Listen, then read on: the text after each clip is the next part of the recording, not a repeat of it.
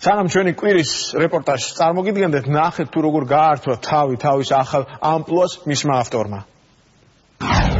მოკლედ მოვაკეთე სიუჟეტს თუ შენ. მოკლედ ჩვენი კორესპონდენტია რობი კუხიანიძე, რომელიც შეეცდება აღმოგვაჩენინოს უცნაური ქუთაისი. ჩემი ქუთაისი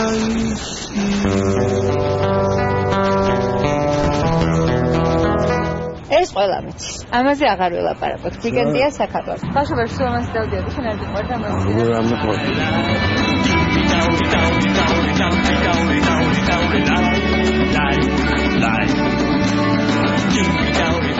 საზრდოებით ხო ბაზარი? 1840 წმინდა ნინოს სახელობი რატომ მიზიდით? ვარა დღეში. აი, ეს არის მესამე სკოლა პირდაპირ. მესამე სკოლა რო იცი იგი მიშლის ნერვი.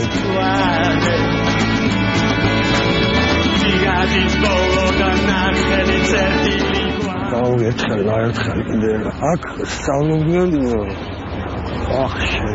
დუბლი მეშვიდასა. ბოლომდე გაჭერდა. მაინდა-მაინც ამ სტენდაპის ჩაწერა გაუჭირდა ყველაზე მეტად.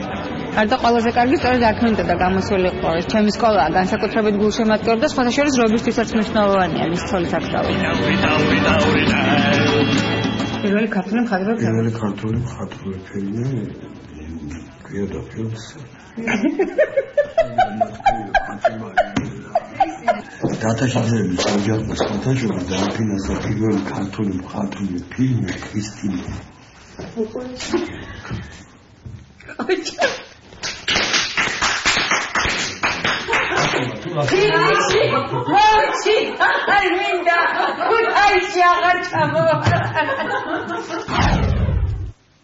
თქვენ უკვე ალბათ მივხვდით, რომ ჩვენი კვირის კორესპონდენტი რობი კუხიანიძეა, ქართული როკის ვეტერანი. თემა რეპორტაჟისა მისი მშობლიური ქალაქია. ეს არის წითელი ხიდი. 150 წლის არის.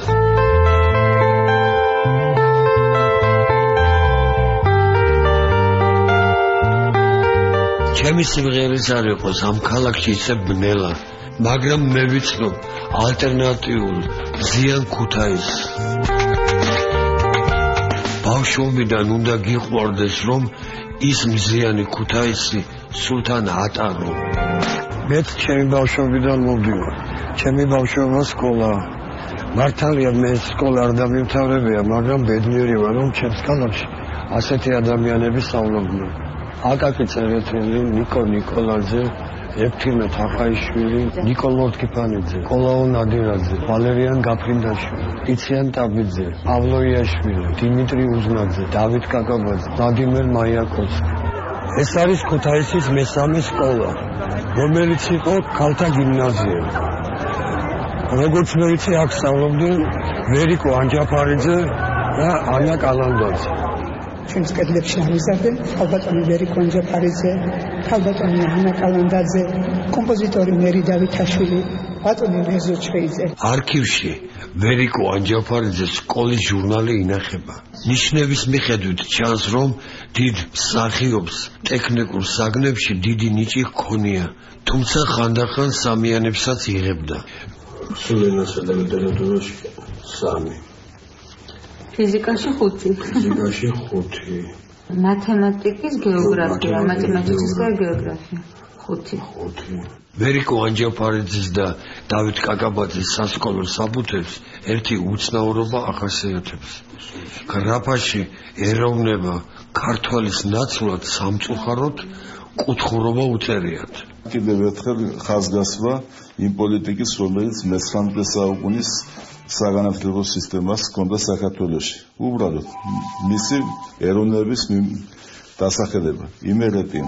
ეს კი ჩვენი სახელოვანი მსახიობის ვერიკო ანჯაფარიძის პირადი საქმე. წერია რომ ის არის მეგრელი.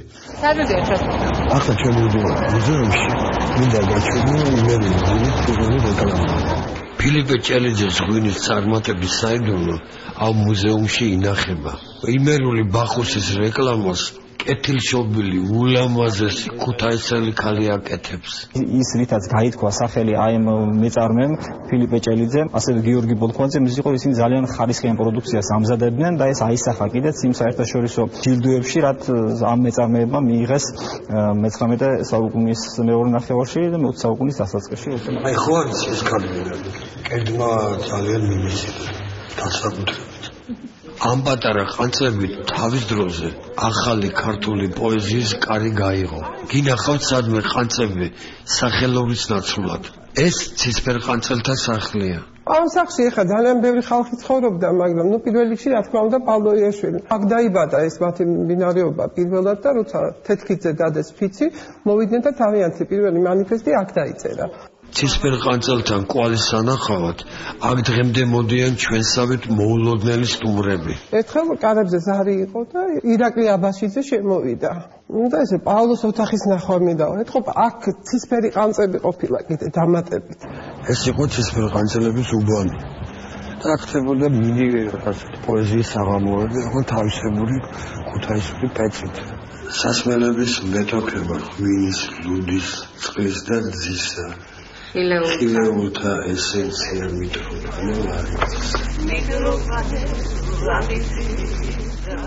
ეს ლექსი აკაკი წერეთელმა ლაღიძის წყლებს მიოძღვნა. ალბათ არც იცით რომ მიტროფანე ლაღიძემ თავისი უგემრიელესი წყალი ქუთაისის ერთ-ერთ აფთიაქში ექსპერიმენტების შედეგად მიიღო. მე-19 საუკუნის შუა ნახევრიდან კათოლიკე ბერებმა ქუთაისში ჩამოიტანეს სააფთიაქო საქმის ხელობა. ერთ-ერთი პირველი აფთიაქი გახსნა პეტრე პავლე კოკოჩაშვილმა. სწორედ ამ აფთიაქში დაიწყო მუშაობა მიტროფანე ლაღიძემ, ჯერ კიდევ 12 წლის პატარა ბიჭმა, სოფლიდან ჩამოყვანილმა ბიჭმა სააფთიაქო შეგირდა და ალბათ მოსალეობის ჟამს სწორედ აქ დაიწყო ჩატარება ხილეული წვენის გამოსაგონებლად თავისი პირველი ექსპერიმენტების. აბუჯი დამინერია ნაპირის ამბლი. უძველეს აფთიაქში დღემდე შემორჩა იმდროინდელი სუნი, იატაკი, ჭაღი და ავეჯი. რეცეპტები ქონდა უამრავი და არა მარტო ლიმონადის ახ როგორც ჩვენ ვეძახით, არა მარტო ამ წყლების, არამედ სხვა რეცეპტებიც ქონდა, რომელიც დღესაც არსებობს და ინახება და ვამაყობდი რომ მიტროფანე ლაღიძე ჩევგოჩაზე ცხოვრობ. ეს არის იმ რეცეპტები, რითაც კეთდებოდა. აქაური ხილით და წვენებით აკეთებდნენ ყველაფერ ამას. მიტროფანე ლაღიძე, რომელსაც გარდა იმისა, რომ შექმნა ცნობილი ბრენდი, ქართული ბრენდი, ასევე არავინ არ იცის, რომ ამ ადამიანმა პირველად ქუთაისში ელექტროსადგური გახსნა, რომელიც გარკვეული პერიოდის განმავლობაში ჩვენ ქალაქს ანათებდა. ამ და კიდევ უამრავი საინტერესო ისტორიის ნახვა პირადად შეგეძლებათ გამოფენაზე, რომელიც მომავალ კვირას თბილისში გაიხსნება. პარლამენტის ეროვნულ ბიბლიოთეკაში საკმაოდ საინტერესო გამოფენას გავხსნით, რომელსაც საკმაოდ დამაინტრიგებელი სახელი აღმოაჩინე უცნობი ქუთაისი ქვია. აქ წარმოდგენილი იქნება უამრავი დეტალი, პირველად შეეხებიან იმ ისტორიას, პიროვნებების დეტალურ ცხოვრებას, რომელმაც ძალიან დიდი როლი ითამაშეს არა მარტო ჩვენი ქალაქის, არამედ მთელი ქვეყნის ისტორიაში და მის აღშენებლობაში. 28 მარტიდან 1 აპრილამდე აღმოაჩინეთ ჩემი ალტერნატიული და მშობლიური ქალაქი, ნაცნობი უცნობი ქუთაისი, რადგან მგონია რომ ის იმდედე რომელიც ჩემმა ქალაქმა ჩემს ქვეყანას აჩუქა, ყველამ უნდა იცოდეს.